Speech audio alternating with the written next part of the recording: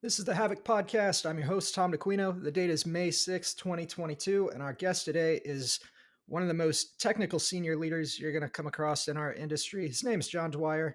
He's the head of research for the IBM Security X-Force. John, welcome to the hot podcast, sir. Thank you for having me. I'm excited to Yeah, be yeah, here. it's a pleasure. Absolutely. Really appreciate you carving out some time for us. We're going to be talking about DLL side loading in the context of some defensive and offensive work that has come out of X-Force recently or in the past year anyway. And a little bit about how you bring all these disciplines together within X-Force, which I think will be a super interesting topic for us. As always, links to all of the materials we're discussing going to be in the show notes for the episode. Before we dig into all of that, let's just go through your background first. Can you give us sort of an abridged story of your career journey?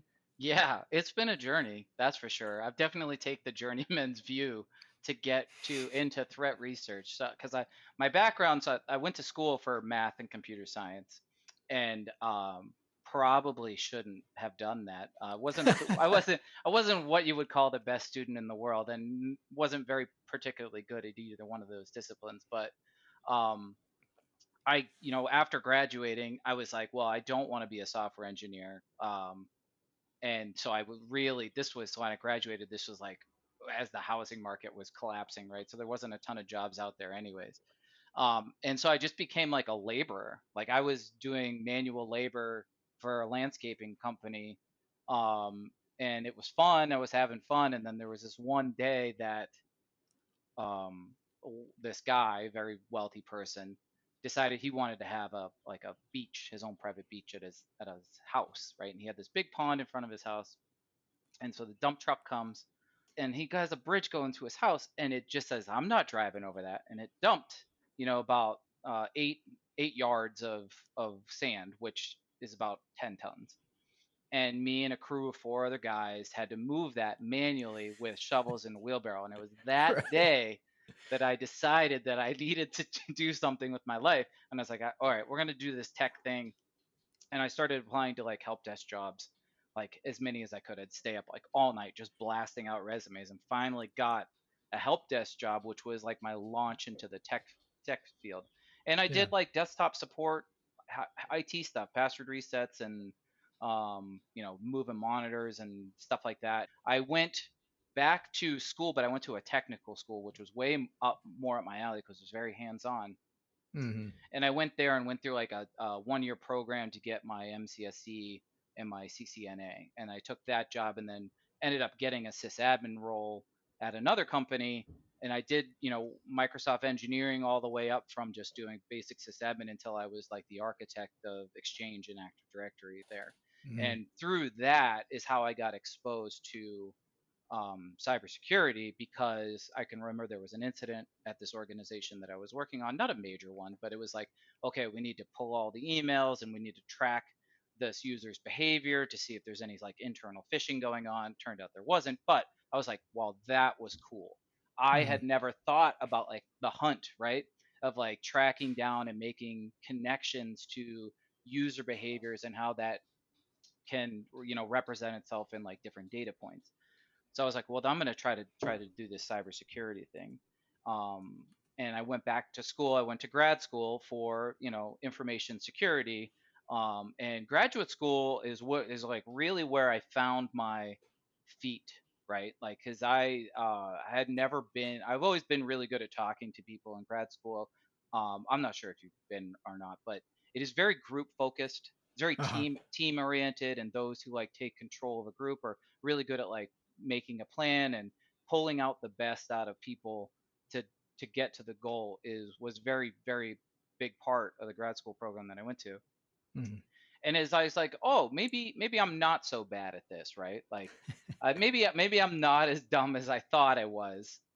So maybe we're gonna do this, and I ended up pivoting from grad school into doing working in a forensics lab, so a digital forensics lab, but I was doing the system engineering there. This is a long-winded story to get there, but No, no, it's great. there's a lot of pivots in my. So I was a system engineer for a digital forensics lab, and that's how I got exposed to forensics. And that this whole new world of like digital forensics incident response, from pulling evidence from machines like artifacts. I was like, well, this is super cool. I want to jump into this world.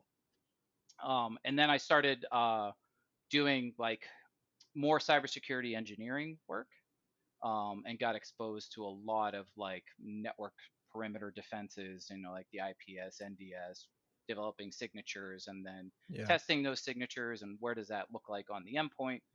Um, and then I got tapped to, and what I was working at the time was a research lab outside of Boston, and I started working with the research teams, and then one of the group leaders was like, "Hey, we could really use someone with your skill set to come into our research division on, defensive cyber operations." Which I thought, which this like that kind of mindset has persisted into what I do right now. This whole idea of like, it's not the I believe this, and this is how I run. If we get into how X-Force research happened, this is how I run the organization. It is not the ivory tower. It is, I very much. You ever seen the movie Ratatouille? Okay, so Absolutely. like Gusteau, he's like everyone can cook. Yeah, I exactly. truly believe that everyone can be a researcher, and bringing in, when we'd work on these research projects, and they would bring in people that have like a psychology background, or like human behaviors background, or like, math or data analysis, and all these different kind of backgrounds to work towards a goal. And it wasn't always just a bunch of cybersecurity people, but everyone had their unique input. Hmm. And I saw how successful that could be, and that's like what has modeled my whole thinking going forward. And Love it. the one of the things that I noticed, how I ended up at IBM, was loved that job, and I loved being a lot of the research that we did was for the Department of Defense, so it was very much geared towards developing solutions for, in particular, like the warfighter. And I love that time being able to be attached to different, cyber units that were working out of the Army and the Air Force, Yeah. to like sit next to them, find out what their problems were. I got to spend a long time down at Fort Gordon in Georgia with the cyber protection teams. And when I came back, I realized that one of the fundamental problems that we were having as researchers is that we never spent enough time properly identifying what the real problems were. So we were up here in the lab pontificating about problems that were like trying to solve step 962 of Yeah. all the issues. And then Three when you times talk to removed. the actual people doing the job, they're on like step 3, and there was this huge disconnect. And that's when I realized, I was like, if I want to do this forever, which is like ever since, I want to do this kind of cybersecurity threat research, I need to spend some time in the trenches. I actually need to get closer to incidents that are happening, which is how I ended up in X-Force. So I started Hmm. on the incident response team. My job was to build out the compromise assessment service while doing IRs on the side. Hmm. And so that's how I ended up now, which is in this research role, which is, and it has grown from just me doing individual projects to help, the IR team, into the overarching research that's over top of all of the services. Yeah, yeah, that's awesome. Well, I appreciate you, taking this through all the pivots. A couple of thoughts there. I mean, first off, just starting with the manual labor stuff. Like I had a really similar kind of transition out of school. I started working on a roof, a little bit different, right? But definitely intensive manual labor. And I didn't think school was like an advanced education was really the route for me, right? And Hmm. you go do some hard labor for a little bit and quickly realize, hey, maybe school isn't so Yeah, bad, right? yeah, you can find some motivation real quick, and it sucks. Like I didn't come for like my parents did their best, but like I didn't have a lot of money growing up, and even in school, I'll never forget it. My third grade teacher told my mom that I was going to struggle in life because I wasn't smart enough. So I've never, and honestly, I wear that as a badge of honor now, and Yeah, I don't mind admitting that I'm the dumbest person in the room. And yeah, I don't mind being the dumbest person in the room, as long as we're working towards a collective goal, then that's fine by me. And I do think that's the right approach to say, it's not, I don't care if someone has a PhD or not. I think that they can do great research if you help them along the way. Yeah, absolutely. And really, it's at some point, especially in cybersecurity, like you're going to have to defer to someone at some point Yeah. along the way. There's going to be somebody that knows more about something in this industry than you do, right? Like that's Yeah. just kind of the nature of our business. And so if you just get comfortable with that early on, and that's so funny. I think a lot of us in this business actually have probably a similar story where somebody in our youth told our parents or people we were close to that like you're gonna have a problem with this Hmm. kid or whatever. Like it's absolutely have a few of those stories in my past as well. So but in addition to that, the kind of the pivots that you made starting in help desk, seeing that grow, I'd say for the some of the listeners out there that are looking to break into this industry, uh, you know your first job isn't your final job, right? Yes. This very much is a progression, right? Do whatever you can to get yourself that first step that gives you an opportunity to get some exposure into cybersecurity, and then let it build and sort of grow organically from there. You don't have to rush it, right? No. You can. And I mean, you're a perfect example of this, where you took that, it might seem like a meandering path, but ultimately landed in a pretty damn good place, right? In terms of prestige within the industry, as far as the organization you're working for, the position you get to carry, right? All starting from a what a lot of people will look at right now and sort of frown upon as being a help desk or IT services job, right? Yeah. Which is Help desk people make the world go round. Be nice to your help desk people, everyone. that's right, exactly, absolutely. That's funny. So awesome. Well, again, thank you for taking us through that kind of process and shedding some light on it. It's super informative and I think encouraging for all levels of folks out there. Let's talk a little bit about X-Force. I'm really interested in the individual business units, the overall organizational structure. Can you describe that for us a little bit? I mean, kind of got into it there, but I think there are offensive elements, there are defensive elements to what you guys do, and then you mentioned the compromise assessment. This yeah. So take us through that. Sure. Yeah. So X-Force is actually grown. It's like a skunkworks project within IBM, and it's continued this very cool. Oh, I'm not. It's not like completely like a startup mindset, but very much like a very kind of free mindset within bigger IBM, where we're allowed to expand and discover new things. Because we put ourselves out there to say like we are IBM Security's hackers, responders, analysts that are research and intelligence driven. And underneath X Force, there are core business units like the incident response team. They're doing IR and proactive services. There's the Red team, X-Force Red, which is broken up into three different teams. There's VMS, vulnerability management, adversary simulation, and pen testing. So that those are two different worlds. I think people kind of think they're the same thing, but they're very much Yeah. different. Right. And the more you learn Agreed. about it, the more you learn how each one of them is cool in their own regard. And then there's threat intelligence, and that has a bunch of different groups underneath there. So like, there's a lot to going into putting together a global threat intelligence offering, like from the analyst teams that are trying to do attribution or tracking of adversary groups to those that are just collecting intelligence that has been put out there to reverse engineers and along those lines all rolls up into threat intelligence. And then additionally, there is the Cyber Range. I don't know if you've seen it or heard of it, but the X Force Command Center Hmm. is a big.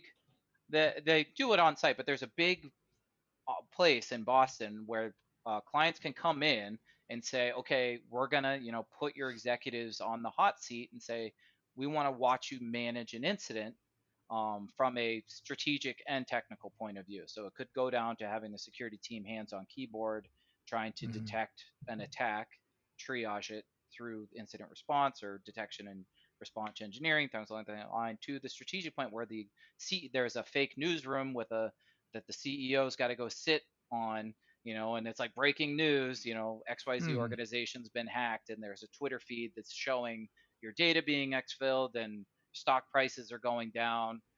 So it's like you can really test your crisis communication plans, and it's try to like immersive training. One of the cooler things that they do is they'll plant people to act as journalists and try to catch people going in and out for lunch to say, "Hey, what are you here for? Like, what are you guys working on? Oh, that's interesting. Can you tell me about it?" And then they try to Mhm. collect all that back as a learning moment to say, if you're in an incident, you have to be really careful what you say in the public, because you need to really, part of it is like controlling messaging, making sure that like rumors aren't getting out, and so Yeah.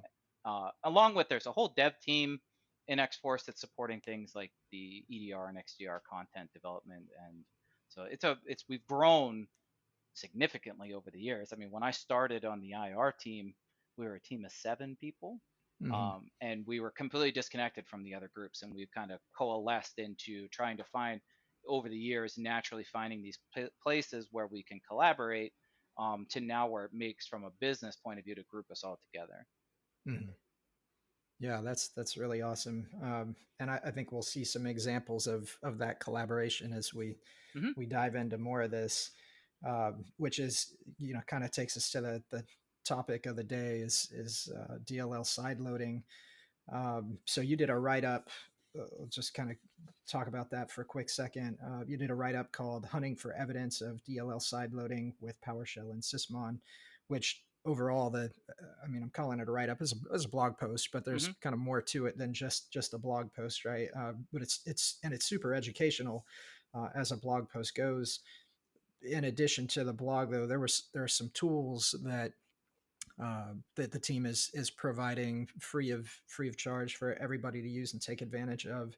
Um, Tell us a little bit about what the initial motivation was behind developing these tools that you dive into in the paper. Yeah, so it all started from kind of like an internal project on the adversary simulation team. So my guy, Chris Spin, Conscious Hacker on Twitter, follow him, was releasing a tool called Windows Feature Hunter.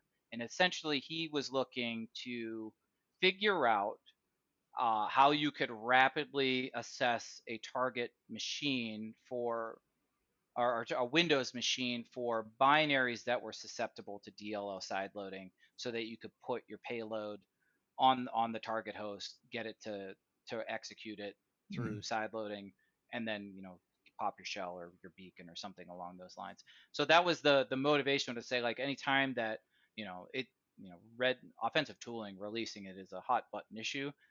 So our mindset is to say anytime we release offensive tooling, it should have a defensive countermeasure to it where it talks Mhm. about detection, even tooling to go out there to say, okay, yeah, this is out there, great, you can use it, but this is how you would combat that in the real world.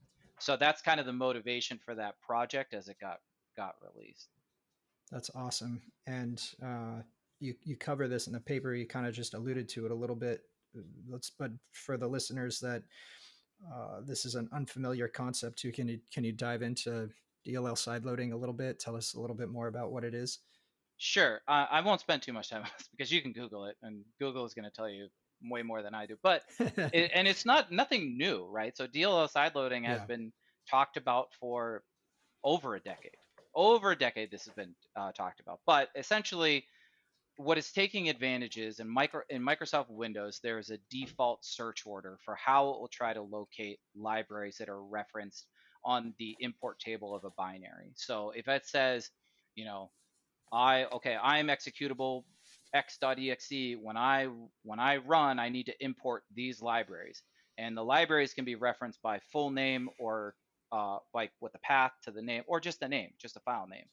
And what Windows does to do this, to make up for lazy developers, is to say it will automatically try to find that through a predefined order of searches. And in the first one is if whether or not it's loaded into memory or not. But the second one is the current working directory of the executable. So side loading is essentially saying, okay, I'm going to take um, a malicious DLL, a library, rename it to the legitimate library name, and place it in the same uh, folder or location as this executable, And so when I run it, it's going to import and load my malicious DLL, and then I can do my evil things. It's very similar to DLL search order hijacking. If you look them into MITRE, they're separated, but it's like wishy-washy things. I think it's one of those things that's like bourbon and whiskey. It's like all bourbon is whiskey, but not all whiskey is bourbon. So like all DLL sideloading uses DLL or search order hijacking, but not all search order hijacking is DLL sideloading. So they're a little bit different. Yeah. Sideloading has become more popular over the years because things like DryDex use it a lot. Mhm. And that's actually, if we can talk about it, that's actually a really interesting project. It's going to be coming out again. Is to say when Chris and I were talking about this, and we were like, I wonder what we could learn is if we took a machine and infected it with DryDex 10,000 times.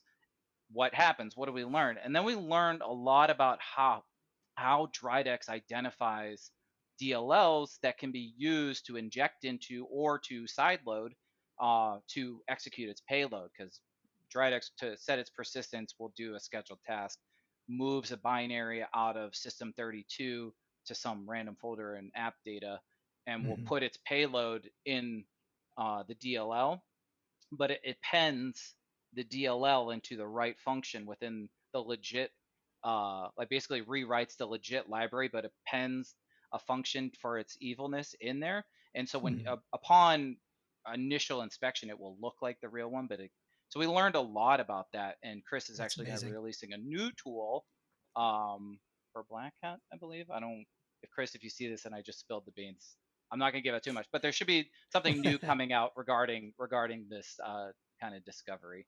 Um, That's great. Heard it heard it here first, yeah, folks. that's right. um, now, you alluded to a couple of things in that though that are really pretty compelling. I mean, from an offensive point of view, this isn't a lazy attacker's avenue, right? Because like you just described with DryDex, I either have to manipulate the existing DLL, or they've got to create their own DLL that at least satisfies some of the base functions that the original DLL satisfied. Maybe it doesn't do anything with when the function calls are made, but it still has to at least accept those function calls, right?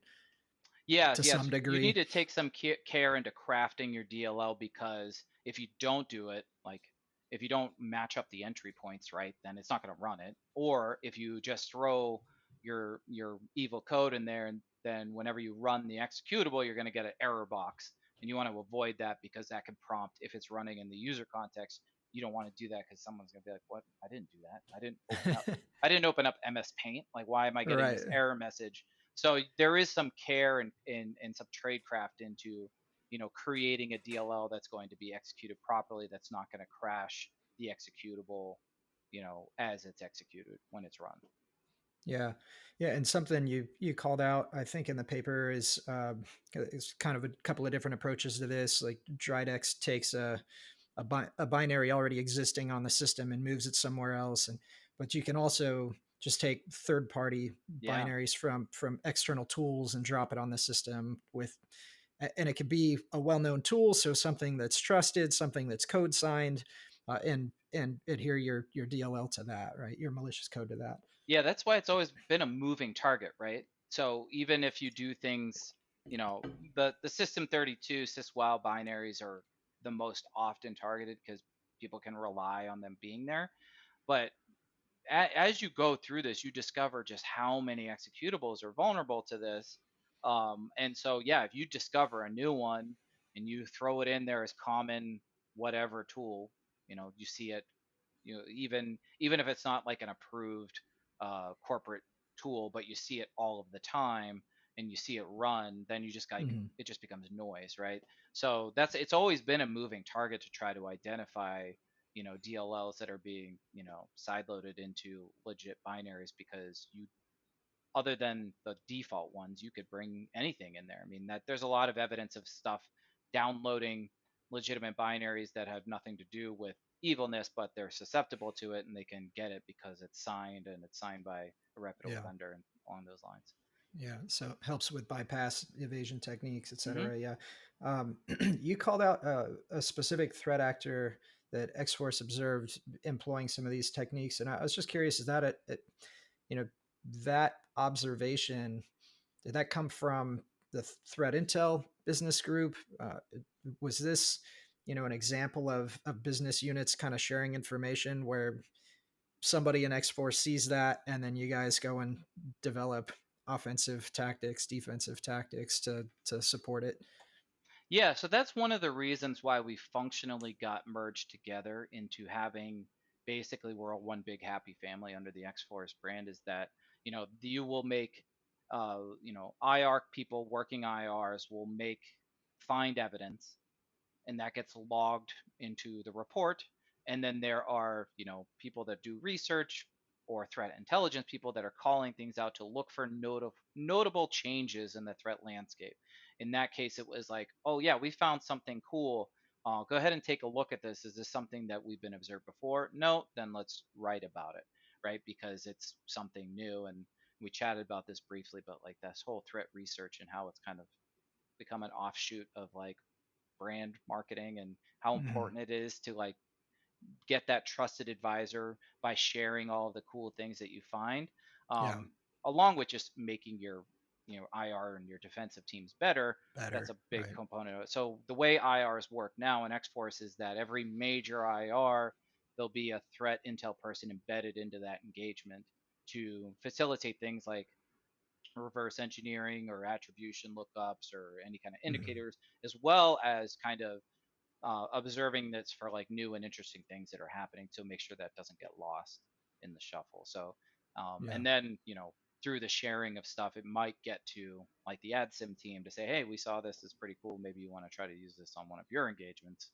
Um, it's just a lot easier now. But we're all in the same Slack and Yeah. share the same memes. So Right, exactly. And that's genius. I mean, you just embed somebody by default into from threat intel into the IR operation, and you don't have to go try to later on go mine that data and look for opportunities, right? It's just kind of happening organically because they're right there, right? Really digging in and understanding how these side loading activities are carried out really gives you a pretty specific view into how you're going to defend against it then, right? And that led into kind of these next steps of tool development. So can you kind of take us into uh, what you did as part of this research to figure out, like, okay, how do we identify some of this stuff when it's taking place, and ultimately how that led to the tool development? yeah, so the approach was essentially to say, okay, Chris or anyone else who's using this, go ahead and show me how you normally use this. Go ahead and run it in various different situations on this test box. Let's go ahead and see what artifacts are left off of that in various situations. Okay, of all the malware samples that we know about, how many of them use some the side loading technique? Let's say run it, find out what are the artifacts left and what approach we can take that would again say of all the data sources on this box, which ones are going to be the most valuable? How do we collect and assess those based on what's available on the box? And that was goes into the tool development is like what's most likely going to do that, and then to say like, all right, well, because DLL is a moving target, we have to account for edge cases. So yeah, sure, you can go ahead and say, let me show me all the abnormal System32 or syswow binaries that are executing out of a non-standard location with a DLL in that same path. Great. That's a solid detection. It does work. But you consider the edge cases, and you're looking for anomalous executions across a larger data set to say, okay, well, why is this VPN connector or something like that running out of user profile with an unsigned DLL sitting in the same folder? Then that's like Mhm. suspicious. And so it's kind of just working down those paths of balancing what is going to be a tight detection versus a loose detection, and where you're willing to accept some sort of give on either side, right? Like Is it perfect? No, but but you could get it. And that was the idea of the tool, is like, this isn't the silver bullet, right? But Hmm. let me demonstrate the mindset that you could take to effectively, detect on the stuff that we know is a tight detection, the default binaries that are executing out of non-standard locations. So let's operationalize that. We don't need to hunt for that. We should be, let's move that to some sort of automated detection. Okay, Hmm. so we have that, but we still have basically a blind spot or a gap in our detection, which would be these edge cases. So let me take the approach of saying, okay, well, let me collect all my program execution evidence versus what they're loading in a DLL. And when I see things like, unsigned DLL out of user profile, but this is a signed executable that we have not observed before, then that's going to tick things up in its detection, ratio. So that's kind of the mindset, right? That's the mindset that we've taken when we build. Oh, shoot, my chair just clicked back. Uh, for those of you listening, you just missed the golden moment, YouTube time. Uh, Right. uh, Almost went all the way back. right. Uh, from the detection point of view, it's like, okay, we take the same method across everything, right? To say, well, we got to, this was an effort that happened about a year and a half ago. It's like, okay, so how do you define a threat hunt or a detection within X-Force? Because responders and doing compromise assessment is very threat hunt, and we need to have detection driven as well, but we need to put some guidance around that. So develop this framework that says, okay, so every time you build a threat hunt, you need to have a goal, hypothesis driven, which is nothing new, but what makes for a good hypothesis, right? Like, that wasn't defined. Hmm. Which I guess I'm going on a bit of a tangent from the tool itself, so stop me at That's all any right. time. Stop me at Yeah, any no, go time. ahead.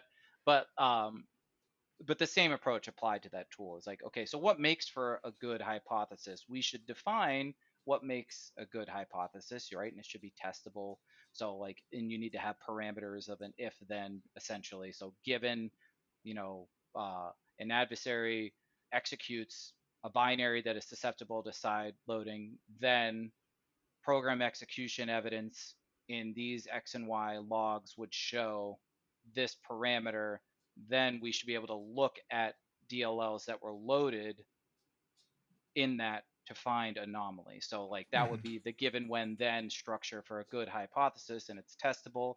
It's scoped really tight, because at the end of the day, you want you want to build detections out of as many threat hunts as possible, so you don't have to manually do them over and over again. Same mindset with the tool, is just like, it's not a silver bullet, but you can test it, and it will get your mind right to think about, okay, well, how would I approach this from a large scale and operationalize it every day? Because there's a lot, as we touched on, the default binaries in Windows, great, good detection. There's a lot of documentation about that, but we observe new things that get used for side loading all of the time. So you need to Hmm. consider that, right? Because if you only look at Yeah. half, then you're missing this other point, which is like, if you ever want to do a follow up, because I could eat up an hour of my ranting about, well, not rant, but my take on how people use MITRE incorrectly. Because Yeah. I've talked the same thing with side loading, like, oh, we're good, right? We checked the box on We got this DLL. sliver covered. Yeah. We made it green, right? You got the red, yellow, green. You're like, we're good, boss. Yeah. We're all Right. green on DLL, on DLL side loading, because we're doing a detect on Windows binaries executing out of non-standard locations, right? So we're good. But then you're like, well, no, there's a lot of different ways to do this, and instead Yeah. we should be using MITRE to provide that context behind what's happening, so that you can extrapolate larger stories to say, what are the trends that are happening within the techniques, rather than, thumbs up, thumbs down, we're good on that, because we're never going to be like 100% sure you have 100% of the detections, because new stuff comes out all the time. Yeah, it's not static, right? Okay. So yeah, it's that's a great point, and I think you're spot on. We probably should have a follow up and dive into Yeah. the MITRE attack and defend frameworks. That's Yeah. really intriguing conversation for sure.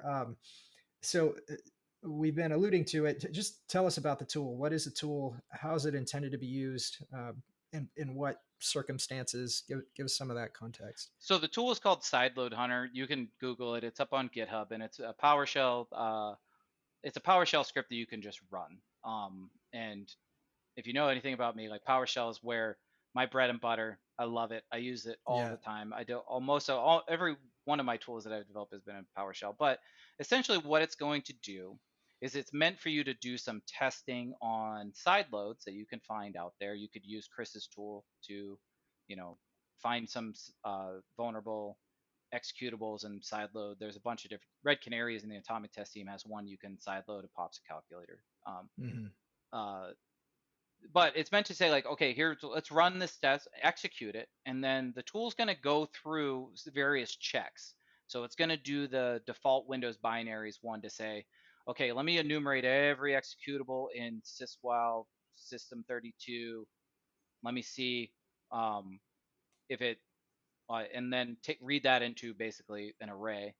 And then I'm going to look through non-standard locations on the machine and look for NTFS artifacts to say, oh, this executable is here, as well as a DLL that exists within system 32 as well. And when you get that match of a non-standard, then it's going to add that to like sideload detect or something like that, export it into a CSV.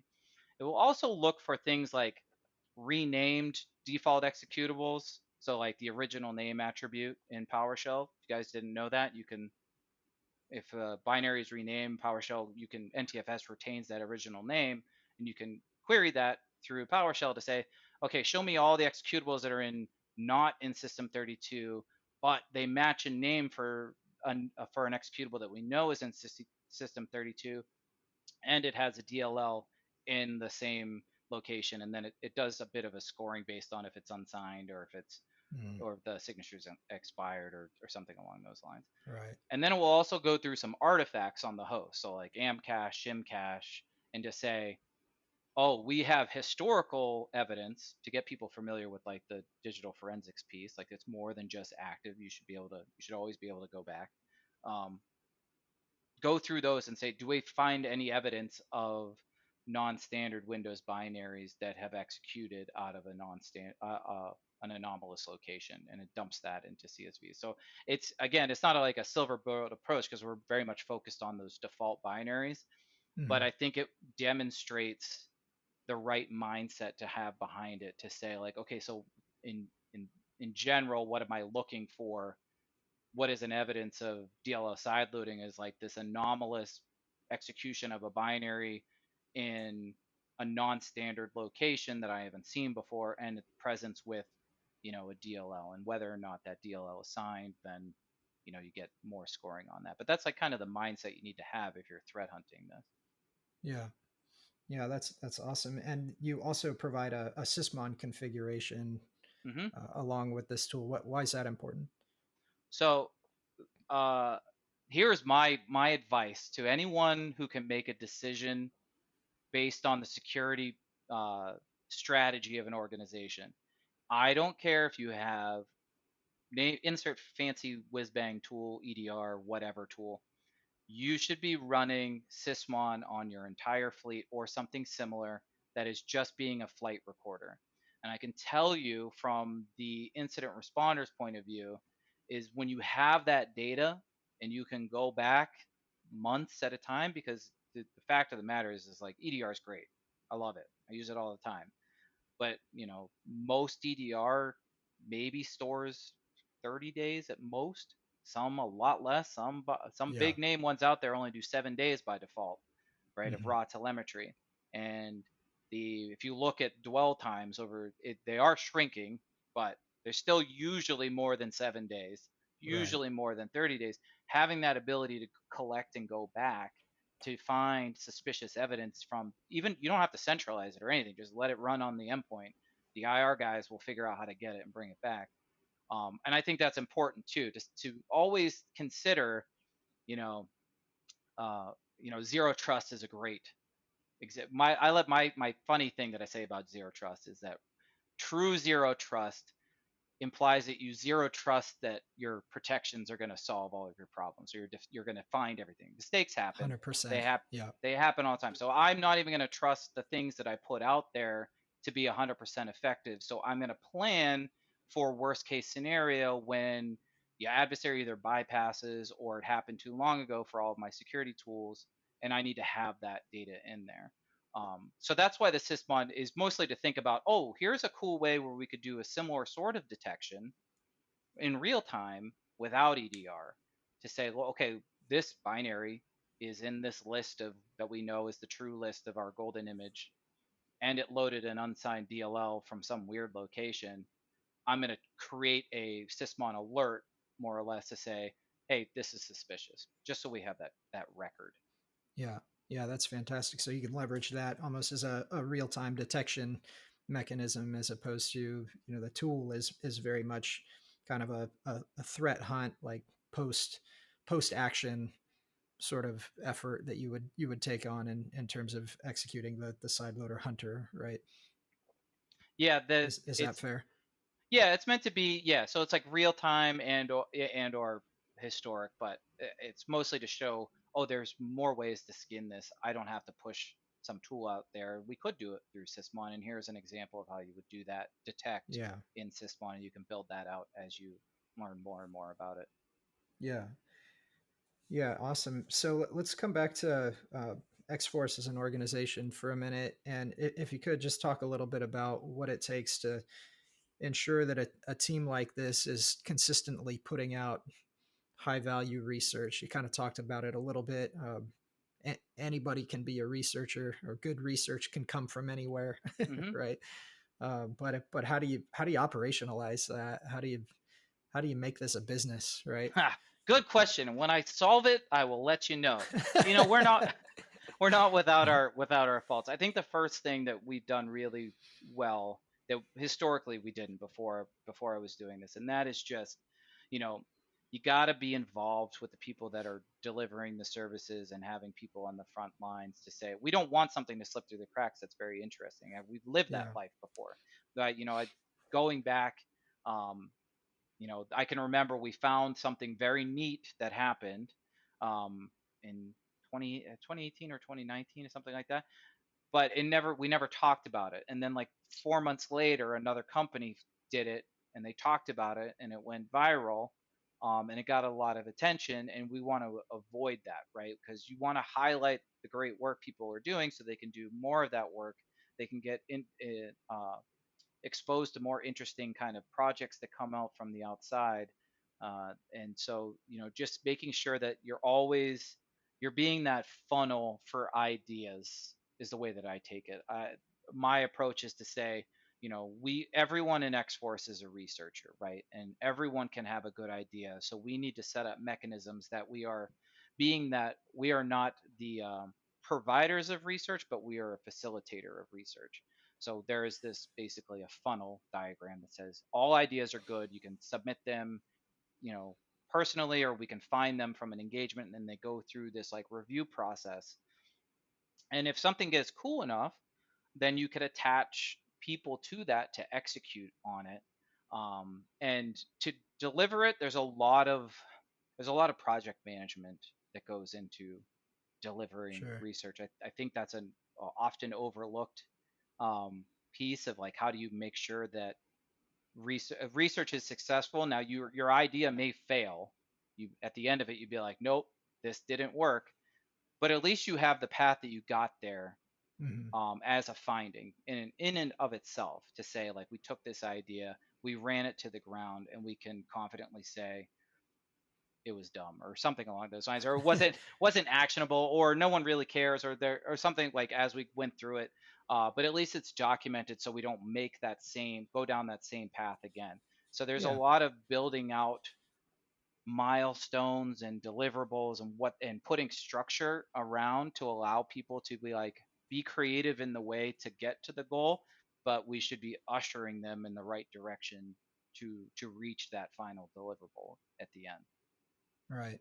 Right. And there's always something to learn, even if it's that, like you said, the famous saying, Thomas Edison found 1,000 ways to not make a light Right. bulb, right? Right. It's like, even in the failures, there's Yeah, you learnings, never right? know what you're going to learn. Like, you go through that project, and maybe it doesn't turn into anything, but then 5 years from now, you'd be like, oh, we did this something similar, and now it's applicable. I developed this like analysis tool for this thing that we thought that was going to be a big threat, it didn't turn out to be, but we could reuse that. That But tool, yeah. unless you put some processes around how research is executed, you're not going to retain any of that. And so that's what I work really hard on doing is, when we say we're going to do a project, there is a deliverable in mind. We come up with the people to say what are milestones that we believe that will get us there. Sometimes we have to write them because it's a very small team in X-Force research, and we take our by design, it's going to be my make or break moment as I believe that everyone is a researcher.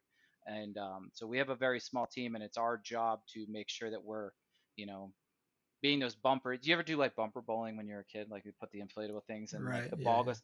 That's how I feel like sometimes we are. It's like we got to get to the pins, and the research team is, guiding the ball down there, Yeah. um, which probably doesn't sound as exciting as people that Imagined it. imagined it, but that's it's a lot of work, and it's a lot of work if you want to, unless you're going to fund like a humongous research lab, but that's just not my mindset. Right. Right. No, it makes sense. Take advantage of the assets that are already in the organization, the skill sets that are there. It makes a ton of sense. I love it. You have an interesting take on how research can be used to drive business as well. Can you share some thoughts on that? Yeah, it's transformed, right? The threat research from I would say a business to say, and the offensive folks did this the best out of the gate, right?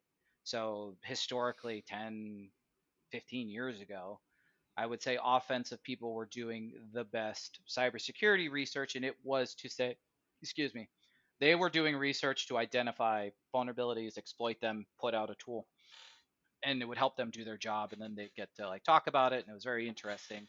And then Yeah. slowly, like from the defensive side, um, it's come on to say like, oh well, there's a lot of components about research more than just offensive. And the way that the business has evolved over the years, I mean, cybersecurity is a bajillion-dollar business, right? And how do you if you're a decision maker, if I'm like a CSO, like how am I going to decide what vendor I'm going to partner with or who I'm going to get my retainer with? And the ones that get their names out there that show that they're doing interesting work are the ones that are going to get that, they're going to be decided upon, right? So Yeah. it's become very much an integral part of business development and marketing to make sure that as a company you are finding interesting things based on the work that you're doing and giving it to the public for I mean, on the other side of, it's good to let everyone know what the bad guys are doing, right? I don't think it's the right approach to say, oh, we have this way to detect X, Y, and Z. We're not going to share it. You have to partner with us to get it. Fortunately, I think the industry as a whole has now said the open sharing of information is the right way to go about it. Yeah. So as we know, adversaries their TTPs, right? And if we announce them, then we're basically burning those, and they have to go back into their development cycle, right? So Hmm. I think that's something very cool about cybersecurity as a community, is it hasn't gotten so competitive where people aren't sharing everything and people keep things internally. But for the Yeah. most part, people are really good about sharing stuff, and that has turned into the business development piece to say who's going to be considered, the thought leader in the space are those that are doing the best job of highlighting or identifying cool things, putting them through this project, get that deliverable, put it out in blogs, papers, conference talks. And at the end, that's what's going to drive business. So you can get more work, find more cool things. And now we've got this cycle.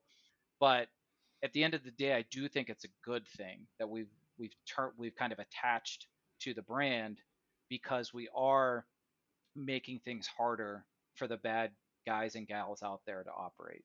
Yeah, exactly. I couldn't agree more. I mean, I think the days of marketing to this community through just opinion are over, right? Nobody cares about your opinion Yeah. anymore, right? Like give me fact-based analysis. If you're going to give me opinions, okay, but make it off of fact-based analysis. Tell me what I'm up against, right? Hmm. And uncertain term in no uncertain terms, right? Like I need to know what I'm up against based on what you've observed the adversary doing. And if you bring some special sauce to that, if you have a special way that you approach it that you think is unique that we should consider, then awesome. I'd love to hear about that. But man, wrap it in the context of, you know, what I'm fighting on a day-to-day basis, right? Right.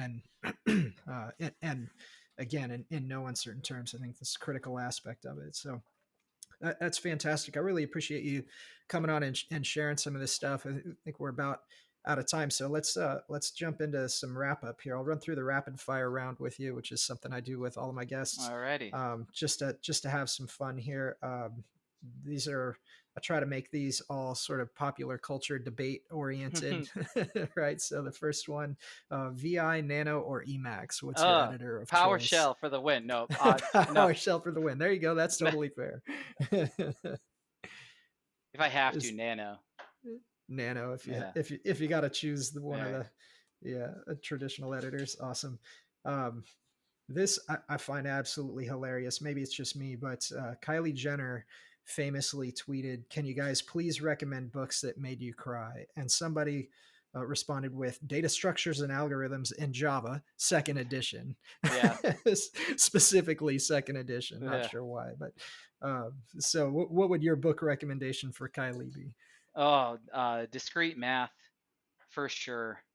Yeah. Do you Awesome. ever like just read something and you're like, this makes no sense to me whatsoever? And like you're like and maybe following it step by step and you get the wrong answer. You're like, I don't know what I'm doing. and maybe that's why it made you cry. Yeah. That's awesome. What's your favorite hacker movie? Ooh, I think cheesy enough, but I think it is Hackers. I think it is Hackers. Yeah. Yeah, I'm gonna hack the yeah, Gibson. right. Yeah. Awesome, love it. Star Wars or Star Trek? Star Wars, without a doubt. Yeah, yeah, me too. You probably, I don't know if anybody noticed the Yeah. cup I'm Oh drinking yeah, out I of. didn't Like, even I didn't even notice that. huge Mandalorian fan. But Boba Fett was always my favorite back in the Yeah. day. Although I love the Star Trek reboots. They're pretty good as well. Yeah, those were good. Yeah, those were But good. who's the best Batman? Ooh. So I think I'm gonna say Michael Keaton. I am old, so Michael Keaton is always where I connect Batman. But Christian Bale did do a really good job, except for when he had Uh, that really If he didn't do the gravelly voice in the second or third one, yeah, I think it would right. be him. But that was just off-putting.